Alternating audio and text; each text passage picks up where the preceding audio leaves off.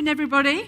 Wave to me. Are you still there? Yeah, Thank you. Right, what we're going to do one thing before we start. And I know it's getting close to lunchtime, and we're going to have to miraculously cut down a session of half an hour into about 10 or 15 minutes, which we'll do our best. With your help.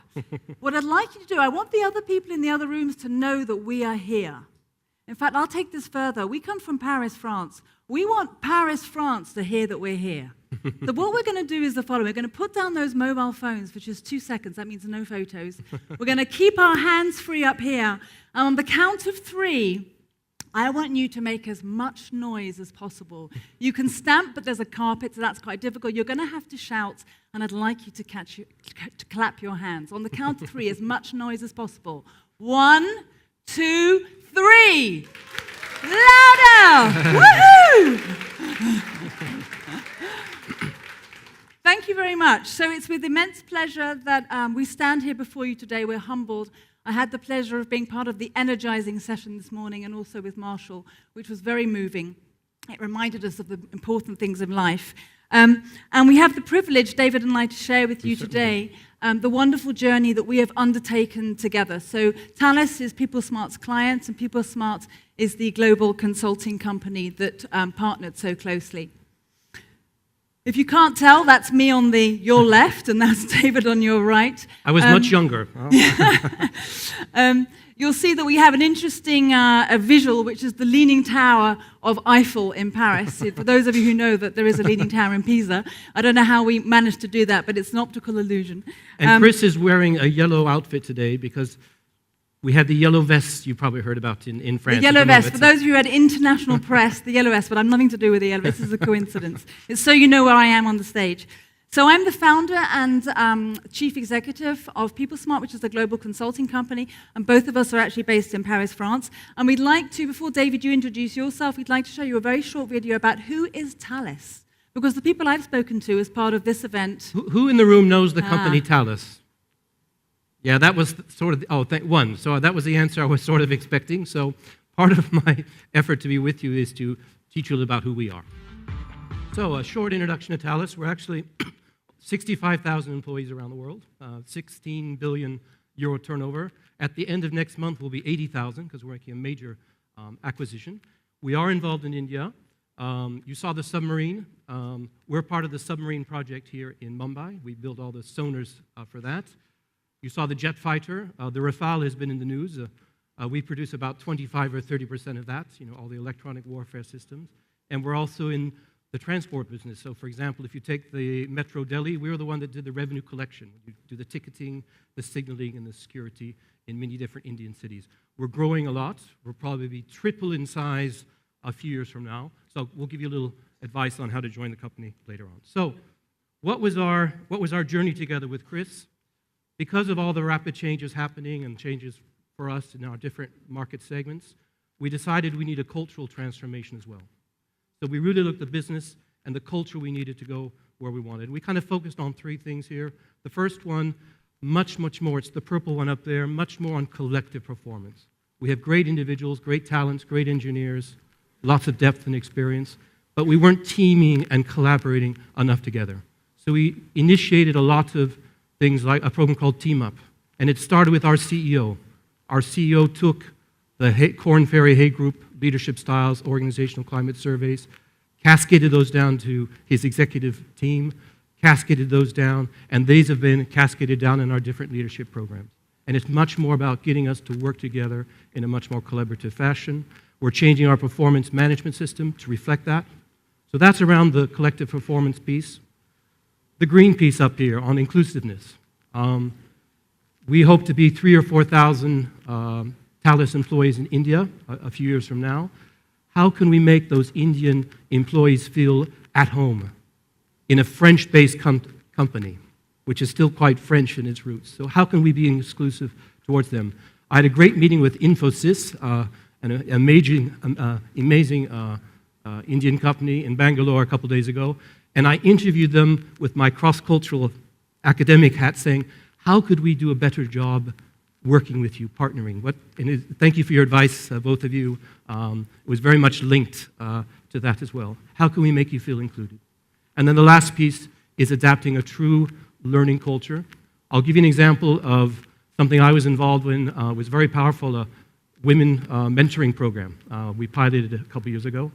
And what was interesting about that, obviously the women involved in that benefited from it. They gained confidence.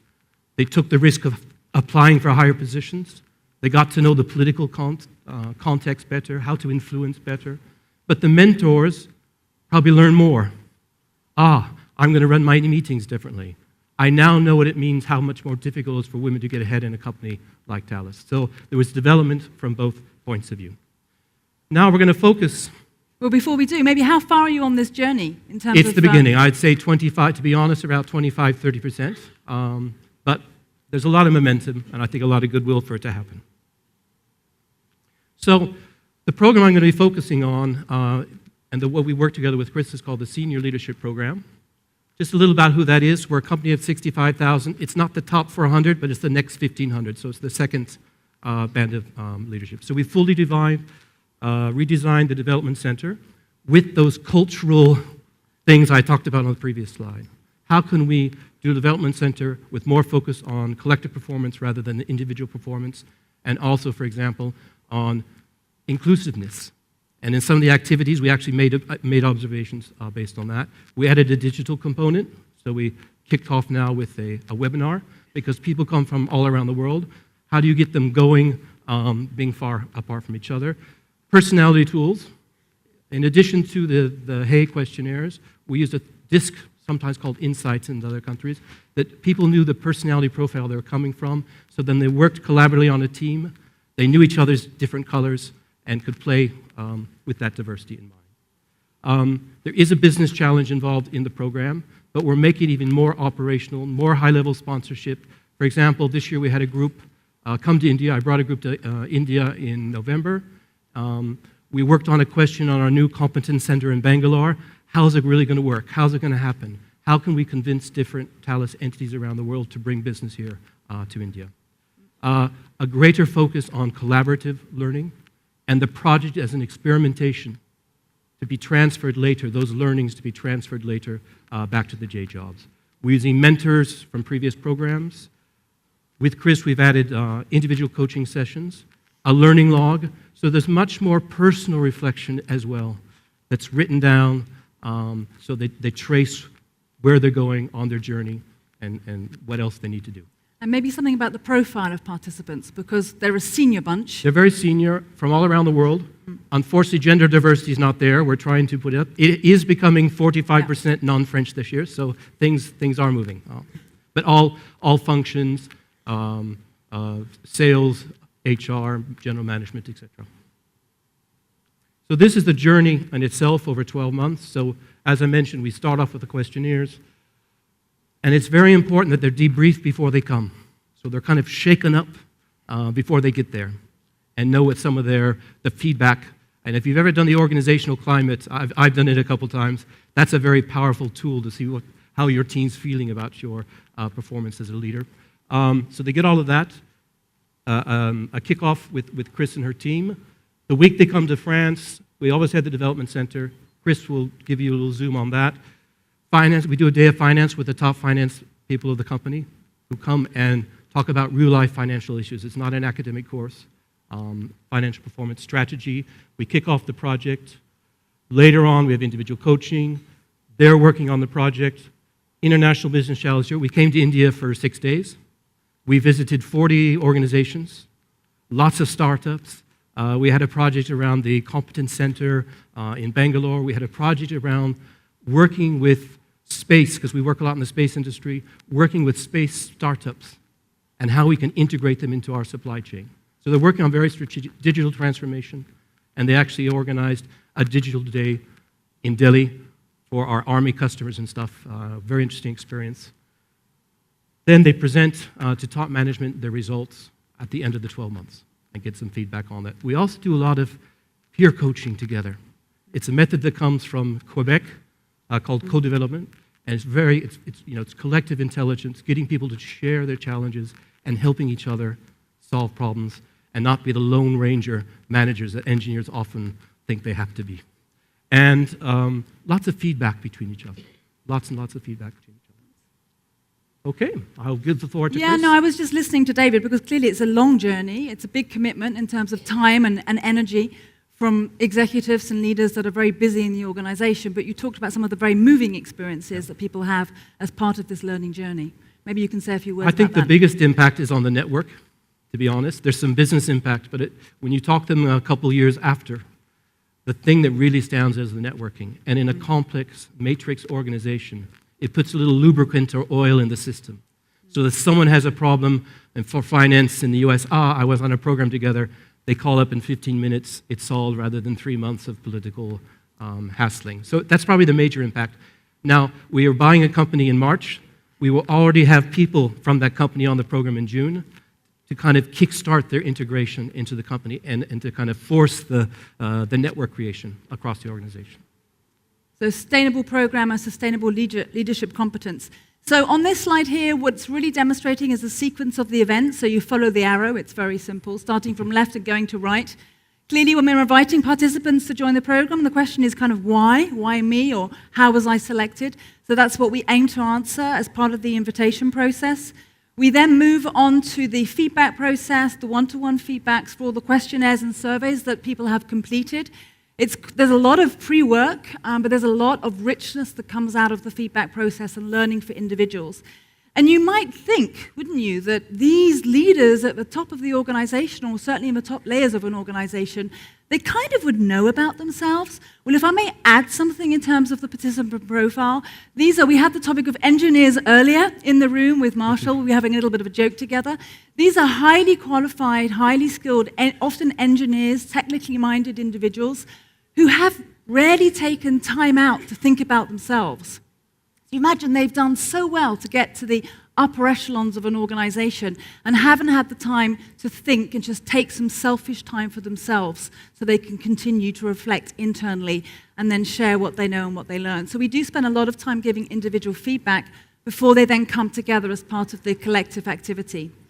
There is a webinar process, so a lot of these people are based all over the world, and so we're trying to get them to connect effectively together and reduce the kind of distance for people as part of the webinar process. Again, quite a learning experience for many of these senior leaders who, it is the future. We know that. We should all be focused on effectively communicating virtually with our organizations and teams, but actually doing it and doing it well and doing it with enthusiasm, I think, is the next big step. So we do also educate them as part of that process over and above just them sharing what they want to get out of the program in terms of learning.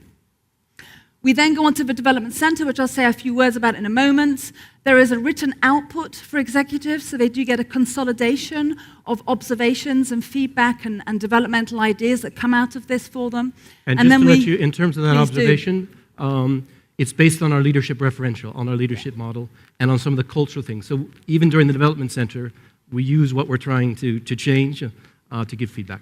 Yeah, thank you, David. And it's all, of course, wound within the competency model that Thales has. And then the last step in the process is, again, there's a one-to-one feedback session or debrief session of the whole Development Center journey, which is then plugged into the rest of the senior leadership program. But there's also a closing webinar for people to say goodbye to each other for this part of the process and close that down. So just zooming into the very, very central piece here, the during. So we work very closely together, our teams work very closely together to build a storyboard that reflected the world of Thales but was not Thales. So all the sort of psychologists amongst you and coaches, it was important that they felt they were entering a world that was representative of their world but wasn't actually Thales, that they were able to submerge and immerse themselves into that learning process. And that took a little bit of effort, I think, didn't it, David, to really get that story right. We had the wonderful context of an acquisition, imminent, which I think for any leader, despite the level of experience they have, is a testing journey, going through an acquisition and being suitably demonstrative and role modeling those ideal behaviors in terms of onboarding new teams and organizations.